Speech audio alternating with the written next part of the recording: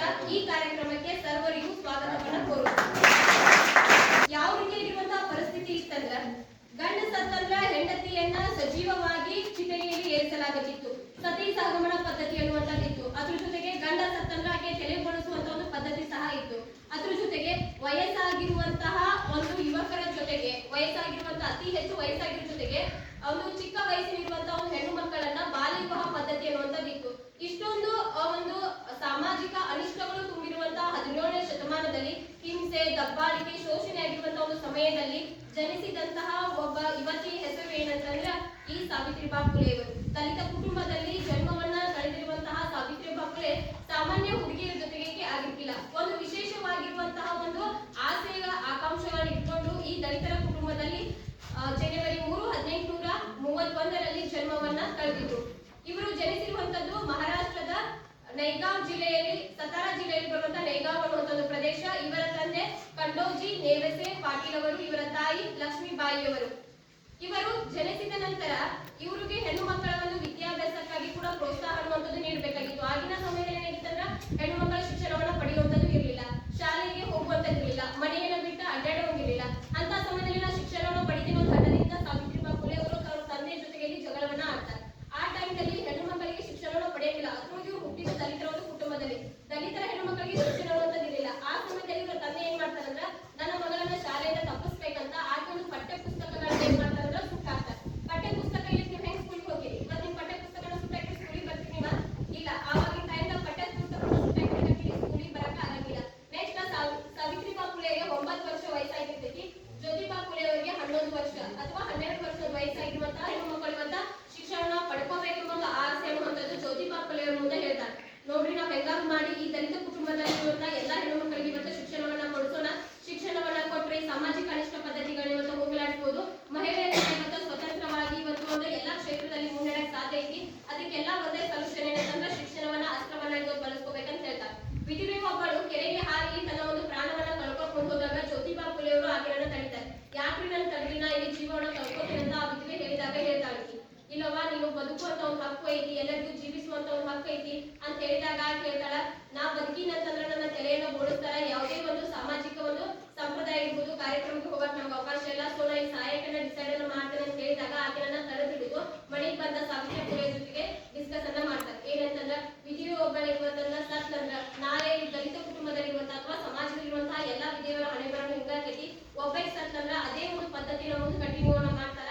ಇದಕ್ಕೆ ಏನೇ ಒಂದು ಅಸ್ತ್ರ ಅಂತಂದ್ರ ಶಿಕ್ಷಣವನ್ನು ಅಂತ ಹೇಳ್ತಾರೆ. ಅದಕ್ಕಾಗಿ ಜ್ಯೋತಿಬಾಯಿ ಫುಲೆ ಮತ್ತು ಸಾವಿತ್ರಿಬಾಯಿ ಫುಲೆ ಅವತ್ತೇ ಡಿಸೈಡ್ ಮಾಡ್ತಾರೆ, ಏನೇ ಕಷ್ಟಗಳ ಬರ್ಲಿಬೇಕಾದ್ರೆ ನಮ್ಮ ಜೀವ ಹೋದ್ರೂ ಪರವಾಗಿಲ್ಲ, ಎಲ್ಲಾ ಒಂದು ಹೆಣ್ಣು ಮಕ್ಕಳಿಗೆ ಶಿಕ್ಷಣವನ್ನು ಕೊಡಿಸ್ಬೇಕಂತ ಜ್ಯೋತಿಬಾಯಿ ಫುಲೆ ಮತ್ತು ಸಾವಿತ್ರಿಬಾಯಿ ಫುಲೆ ಮನೆ ಮನೆಗೆ ಅಡ್ಡಾಡಿರುವಂತಹ ಹೆಣ್ಣು ಮಕ್ಕಳನ್ನು ಮನವೊಲಿಸಲು ಪ್ರಯತ್ನ ಮಾಡ್ತಾರೆ.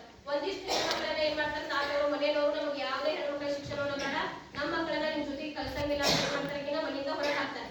ಆದ್ರೆ ಒಂದಿಷ್ಟು ಹೆಣ್ಣು ಮಕ್ಕಳನ್ನ ಅರ್ಕೊಂಡು ಜ್ಯೋತಿಬಾಯಿ ಫುಲೆ ಅವರಿಗೆ ಕಳಿಸ್ತಾರೆ.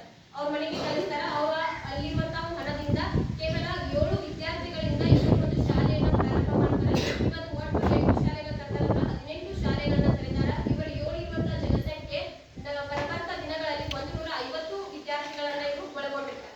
ನೆಕ್ಸ್ಟ್ ಹೀಗಿರುವಂತಹ ಒಂದು ಸಮಯದಲ್ಲಿ ಏನಾಗೈತಂದ್ರ ಜ್ಯೋತಿಬಾಯಿ ಫುಲೆ ಶಾಲೆಗೆ ಹೋಗ್ಬೇಕಂದ್ರ ಅಲ್ಲಿ ಬಂದ ಬ್ರಾಹ್ಮಣ ವರ್ಗದವರು ಊರಿನ ಹಿರಿಯರು ಅವರನ್ನ ತಡೆ ಹಿಡಿತಾರೆ. ದಲಿತ ಮಕ್ಕಳಿಗೆ ಶಿಕ್ಷಣ ಅನ್ನುವಂಥದ್ದು ಅರ್ಹರ, ವೇದಗಳಲ್ಲಿ ದಲಿತ ಮಕ್ಕಳಿಗೆ ಶಿಕ್ಷಣ ಅನ್ನುವಂಥದ್ದಿಲ್ಲ, ಹೆಣ್ಣು ಮಕ್ಕಳು ಶಿಕ್ಷಣಕ್ಕೆ ಇವತ್ತ ಅನವಶ್ಯಕ ಅಂತ ಹೇಳಿದಾಗ ಸಾವಿತ್ರಿಬಾಯಿ ಫುಲೆ ಹೇಳ್ತಾರೆ, ಯಾವ ವೇದದೊಳಗೆ ಐತ್ರಿ ಹೇಳಿ, ನಾನು ಅದನ್ನ ಓದ್ತೇನೆ, ಅದು ಸತ್ಯ ಐತೋ ಸುಳ್ಳು ಐತೋ ಅದನ್ನ ಪರಾಮರ್ಶವನ್ನ ಮಾಡಿ ನಮ್ಮ ಮನೆಯಲ್ಲಿ ಶಿಕ್ಷಣವನ್ನ ಕೊಡ್ತೇನೆ ಅಂತ ಮುಂದಾಗ್ತಾರ. ಅವಾಗ ಈಗ ಏನ್ ಮಾಡ್ತಾರ, ಕೆಸರನ್ನ ಎಬ್ಬಿಸ್ತಾರ, ಅದ್ರ ಜೊತೆಗೆ ಶಗಣಿಯನ್ನ ಒಗಿತಾರ, ಅದ್ರ ಜೊತೆಗೆ ಕಲ್ಲನ್ನ ಒಗಿತಾರ.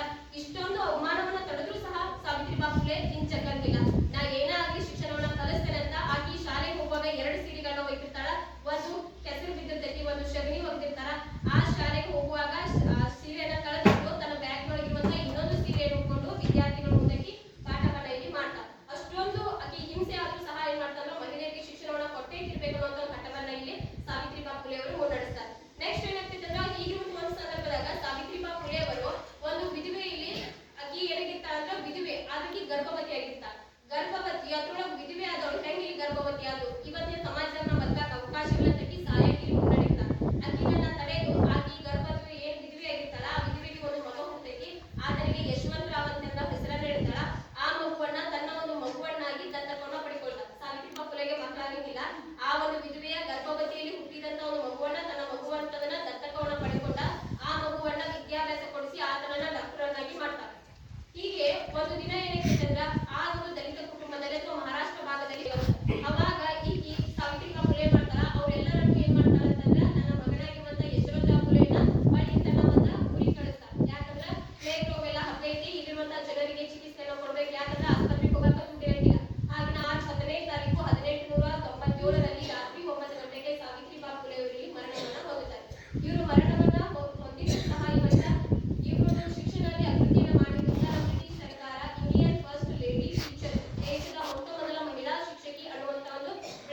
ಸರ್ಕಾರದಿಂದ ಒಂದು ಬಿರುದನ್ನ ಪಡೆದಂತ ಕೀರ್ತಿ ಯಾರಿಗೆ ಸಲ್ತದ?